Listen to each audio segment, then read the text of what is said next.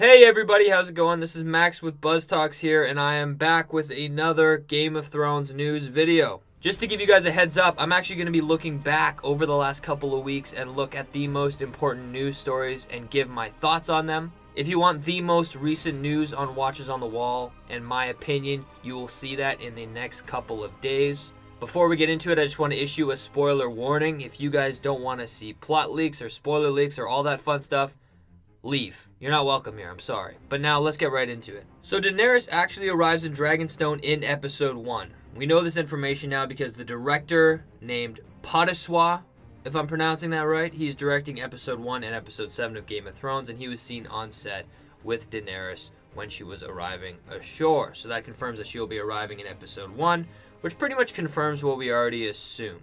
And continuing with Dragonstone, Jorah actually arrives to Dragonstone by boat. And a lot of people are speculating that he actually gets his grayscale cured and then returns back to Dragonstone to aid Daenerys. But I hope to God he doesn't get his grayscale cured. This would be the exact same thing of what they did in Season 6, Episode 1 with Doran Martell. They built him up in Season 5, and then they kill him in the first episode of Season 6, which is blatantly clear that they wanted a change in direction in the story. They knew that Dorne wasn't working well with the audience, so they thought they'd just kill him off and move on. And with Jorah, they took a character's story arc from the books and put it onto Jorah, and he developed grayscale, but now it doesn't jibe with the story they want to tell. So they're just magically going to cure it and introduce him back into the story. To me, that doesn't work, and that's lazy storytelling.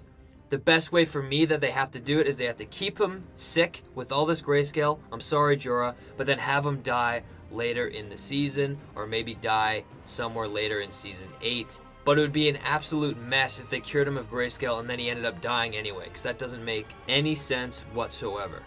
And we've also seen Theon on the shores of Dragonstone, and I feel so bad for this guy, because, you know, we see him and Jon meet, and Jon pretty much screams at him. And then we also see him with the Ironborn, and they beat the shit out of him. So it'll be really interesting to see what his arc is in this season. And it'll be interesting to see what role he takes on. And when he was beaten up by the Ironborn, this was either episode 1 or episode 7. And we know that because Padiswa was on set, the director. And one thing that's interesting is that Yara actually isn't there. So this could be one of two scenarios. First scenario, this is actually episode 1. And maybe, you know, Yara just isn't there because she's not in the shot. And Theon is trying to tell them to do something, but they refuse to obey Theon because they obviously have no respect for him. Nobody does. But another scenario could be, what if Yara gets killed or something happens to Yara and Theon has to step up to the plate and rule the Ironborn? So that would be really interesting. And if that would happen, that would actually make more sense to be in episode 7. But that being said, seeing a scene like this on the shores of Dragonstone, to me, doesn't make sense for it to be episode 7. So I'm personally confident that this would take place in episode 1. Whether something happens to Yara in episode 1 or not, I'm not sure. But what I am sure about is that this definitely takes place in episode 1. And one more interesting piece of information is that Quono, I believe that's what his name is, he's a Dothraki rider from Season 6 who was kind of talking trash behind Daenerys in Dothraki. He is actually going to be kind of the head representative of the Dothraki army for Daenerys. And I think he's really going to be taking a leading role. He's going to be like the Grey Worm of the Unsullied, but instead for the Dothraki. So it'll be interesting to see how he is in the show. Now, this is the news I don't like. There's going to be a giant meeting in King's Landing at the Dragon Pit. And there's going to be a ton of characters. There's going to be Cersei, Daenerys, Jon Snow, Tyrion, Jaime, Davos, Missandei, Sandor Clegane, Theon, Brienne, Varys, Bronn, Jorah, Euron, Qyburn, Pod, and Quono, and Gregor Clegane, the Mountain. And I just want to point out Yara isn't there. And I think that kind of lines up with the news I just talked about. Why is she not there? I feel like the Lord of the Iron Islands, or the soon-to-be Lord of the Iron Islands, should be there. So this just leads me on to believe that something is definitely going on right now, and Theon is there, not only as an aide, but as a leadership role for his people. But what makes me even more nervous is that Watchers on the Wall has confirmed that they're actually bringing a frickin' white into the Dragon Pit to prove that the White Walkers are real.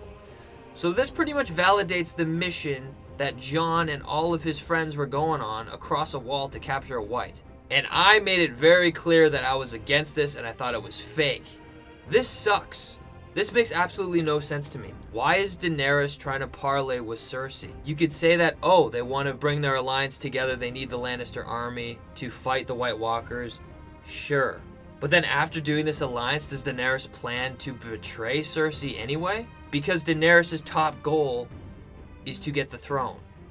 So to negotiate with Cersei only to betray her later doesn't really add up to me. But what really doesn't add up to me is the fact that Jon is going to march over the wall with a couple of his friends and they're going to capture a White. To me, that makes absolutely no sense. So I'll be very interested to see how they handle that situation. And just to rub it in even deeper, there was a set leak where it seems to be the wall, and I'm assuming this is Eastwatch, or maybe it's a location over the wall where they're gonna try and capture this White. So I'm not really feeling so good now, guys. I'm a little nervous, and I feel like I know the whole story of Game of Thrones now, so I'm not too pleased. And it seems like if they follow this route, Cersei won't actually die this season. And if these plot leaks are even more real, Cersei's going to want to betray them and Jaime will just leave. And then you're going to have Cersei alone in King's Landing. So I don't even know, guys. I just wanted to give my brief thoughts on those important news stories that I missed out on. Sorry for the short video. There's going to be another one coming out soon, I promise. And I'm also going to be trying to get out my Game of Thrones theory videos. I have a Jon Snow video on the back burner that I've been procrastinating on because Westworld is really blowing up right now and I'm really enjoying it. So it's hard to focus on all these different things at once, as well as report on Game of Thrones news. But we'll see what happens. But the positive thing is that my news is really easily accessible, because not only can you find my news stories on my channel, you can also go and find my news videos on other people's channels, which is great. So yeah, just to give you guys a quick heads up, there's somebody who I'm not going to name downloaded one of my videos and re-uploaded it and actually got more views on it than I originally did, which is pretty impressive, I gotta say. But I just want to say thank you to Andrew. You know who you are. I don't want to give out your whole name for the sake of privacy, but thanks, my man, for letting me know about that. And yeah, I got another news video coming out soon, so I guess I'll talk to you guys later. See ya.